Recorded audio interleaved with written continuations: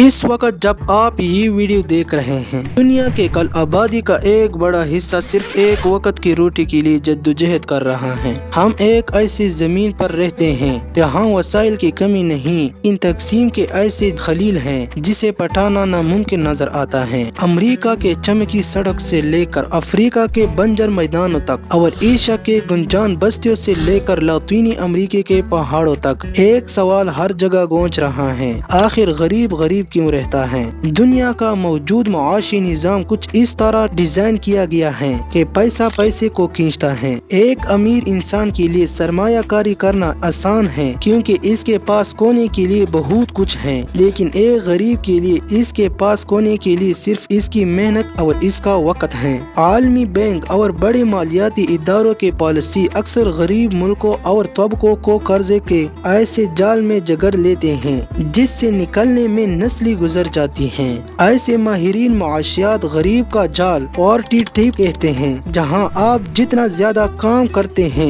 इतना ही ज्यादा निजाम के मकरूज होते चले जाते हैं। तालीम को अक्सर कामयाबी की कुंजी कहा जाता है, लेकिन हकीकत ये है कि दुनिया के अक्सर हिस्सों में मायारी तालीम एक कारोबार बन चुकी है। एक अमीर बच्चा बेहतर स्कूल और जदीद टेक्नोलॉजी तक रिसाई रखता है, जबकि एक गरीब बच्चा आज भी इसी सदी पुरानी निसाब को रट रहा है जो इसे सिर्फ मजदूर बनने के लिए तैयार करता है। जब बुनियाद ही कमजोर हो तो इमारत बुलंद कैसे हो सकती है। मौका का ये आदम तवाज़न गरीब को वही खड़ा रहता है जहाँ से इसने सफर शुरू किया था। गरीब की दुनिया में एक बीमारी सिर्फ तकलीफ नहीं लाती बल्कि पूरी खानदान को दिवाली कर देती है। दुनिया भर में करोड़ों लोग सिर्फ इसलिए गरीब रहते हैं क्योंकि इनके जिंदगी भर की जमा पहुँचने किसी एक हादसे या अस्पताल के बिल नजर हो जाती है। अमीर के लिए इंश्योरेंस और बेहतर इलाज, गरीब के लिए सिर्फ दुआ और इंतजार। ये फर्क ही इसे मुआशी तौर पर कभी सर उठाने नहीं देता।